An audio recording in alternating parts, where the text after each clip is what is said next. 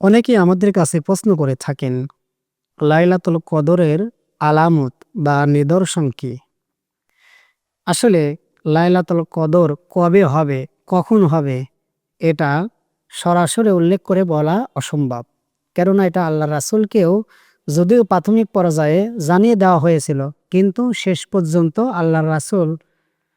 আল্লাহ তাআলা তার রাসূলের কলব থেকে সেটা তুলে নিয়েছেন। অর্থাৎ সরাসরি বলেননি এই রাতেই লাইলাতুল কদর হবে। তবে কিছু আলামত উলামায়ে কিরামগণ কোরআন এবং হাদিসের আলোকে তুলে ধরেছেন। যে আলামতগুলো তুলে ধরেছেন সেই আলামতগুলো আপনাদের সামনে এখন আমি তুলে ধরছি।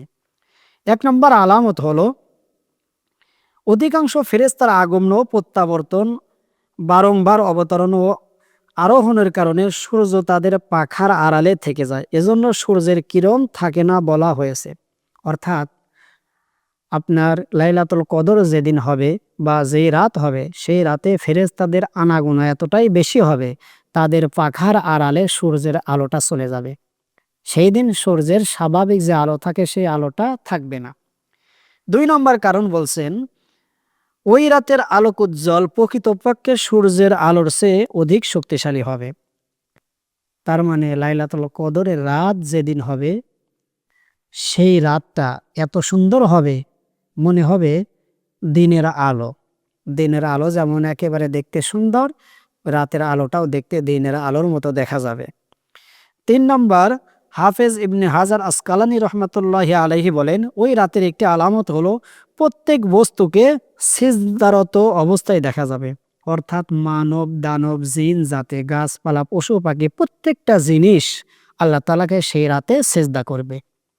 মানব, দানব যেমন আপনার আল্লাহর ঘরে মসজিদে বসে ইবাদত বন্দেগী করে, ঠিক তদ্রূপভাবে আল্লাহ তাআলার ১৮,০০০ মাখলুকাতগুলো সেই দিন আল্লাহ তাআলাকে সিজদা দেবে বা সিজদানত অবস্থায় সেই রাত তারা কাটিয়ে দেবে। ৪ নম্বরে বলা হয়েছে প্রতিটি স্থান, এমনকি অন্ধকার স্থানগুলোকেও মনে হবে স্বর্গীয় আলোয় আলোকিত। অর্থাৎ অনেক সময় আমরা রাস্তাঘাটে চলাফেরা করি, দেখা যায় অনেক জায়গায় ঘন অন্ধকার, কিন্তু কদরের রাত যেই দিন হবে বা যেই রাতটা কদরের রাত হবে সেই রাতটা এত সুন্দর হবে, অন্ধকার জায়গাতেও আলোকিত অবস্থায় দেখা যাবে বা আলোকিত মনে হবে। ৫ নম্বরে বলা হচ্ছে ওই রাতে ফেরেশতাদের সালাম শুনতে পাওয়া যাবে। ফেরেশতারা সালাম দেবে। কেমন করে সালাম দেবে? আসলে আমরা অনেকে এই বিষয়টা বুঝতে পারি না। কারণ বোঝার মতো সেই যোগ্যতাটা আমাদের নাই। হাদিস শরীফের মধ্যে এসেছে, তাফসীরে কুরতুবীর মধ্যেও এই কথাটা এসেছে। আল্লাহর রাসূল বলেন, প্রত্যেকটা ফেরেশতারা লাইলাতুল কদরের রাতে যারা ইবাদত বন্দেগী করে তাদেরকে ফেরেশতাগণ সালাম দেন। আসসালামু আলাইকা আইয়ুহাল মুমিন। হে মুমিন, আপনার উপর শান্তি বর্ষিত হোক। এই বাক্য বলে বলে ফেরেশতারা আল্লাহর বান্দাদেরকে সালাম প্রদান করে থাকেন। এরপরে ৬ নম্বরে বলা হচ্ছে ওই রাতের আলামত হলো দোয়া কবুল হওয়া। অর্থাৎ এই আলামতগুলোর মধ্যে অন্যতম একটি আলামত হলো বান্দা যেই দোয়াটা করবে আল্লাহ তাআলা সেই দোয়াটাই কবুল করবেন। এজন্য আমাদের বেশি বেশি দোয়া করতে হবে। আর সর্বশেষ ৭ নম্বর আলামত হলো সবচাইতে সুস্পষ্ট নিদর্শন হচ্ছে ওই রাতের ইবাদতে অন্তরে একটা ভিন্ন ধরনের তৃপ্তি পাওয়া যাবে। বিশেষ করে কোরআন তেলাওয়াতে খুব আনন্দবোধ হবে। অর্থাৎ কদরের রাত যতগুলো বেজোর রাত আছে সেই রাতগুলোতে প্রত্যেকটা রাতে আমাদের ইবাদত বন্দেগী করতে হবে। ইবাদত বন্দেগী করতে গিয়ে যে রাতের ইবাদত বন্দেগী করে নিজের দেহের মধ্যে আনন্দ পাওয়া যাবে, তৃপ্তি পাওয়া যাবে, বুঝতে হবে সেই রাতটাই হলো কদরের রাত।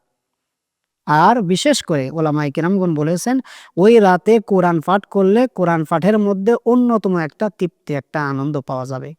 তাই আশা করছি যে ৭টা নিদর্শনের কথা বা আলামতের কথা বলা হলো, এই আলামতগুলো রমজানের শেষ দশকে বেজর রজনীতে যদি কোনো ব্যক্তি অনুভব করতে পারে তাহলে বুঝতে হবে সেই রাতই হলো কদরের রাত। এজন্য আমাদের উচিত হবে রমজানের শেষ দশকে বেজর রজনীতে লাইলাতুল কদরকে তালাশ করা।